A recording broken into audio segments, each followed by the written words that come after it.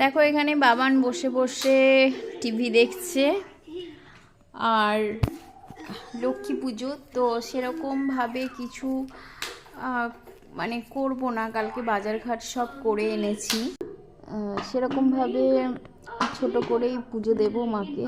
তো আমি একটু শুয়ে রয়েছি কাজ করে, তারপর উঠবো, উঠে ঠাকুরের বাসন টাসন সব বার করব।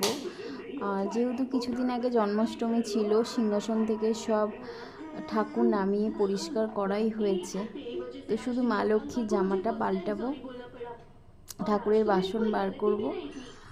শরীরটা ভালো নেই, তার জন্য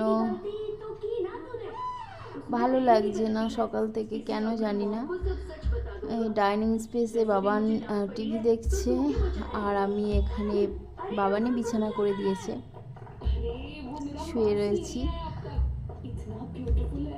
সন্ধেবেলা লক্ষ্মী পুজো, তোমাদের সাথে প্রত্যেকটা ভিডিও আমি শেয়ার করব। আর তোমরা অনেকে আমাকে অনেক ভালোবাসা দিয়েছো। আমার সাবস্ক্রাইবার সংখ্যা 810 হয়ে গেছে। তো টার্গেট 1K, এখন অবধি ওয়াচ টাইম হয়নি। তোমরা যারা সাপোর্ট করছো অবশ্যই একটু পাশে থেকো, প্রত্যেকটা ভিডিও তোমরা দেখো, কারণ তোমরা যদি ভিডিও দেখো তবেই আমার ওয়াচ টাইম বাড়বে। আর তোমরা তো জানোই যে আমার প্রেগনেন্সি 3 মাস চলছে। তো বাড়ির সমস্ত কাজটা আমাকে একাই করতে হয়, মানে আমার হেল্পিং হ্যান্ড বলে কেউ নেই।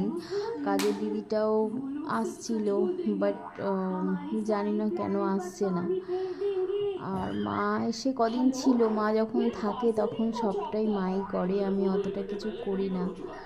তো সকালবেলা উঠে ঘরটর সব পরিষ্কার করে, ঘর মুছে, বাসন ধুয়ে, জামা কাপড় মিলে, তারপর অভি অফিস গেল, ওর জন্য খিচুড়ি, বেগুন ভাজা, পটল ভাজা একটুখানি করেছি।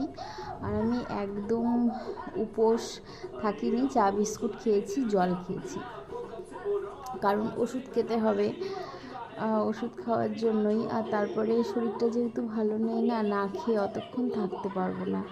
তো ব্যাস চা আর জল এটাই খাবো।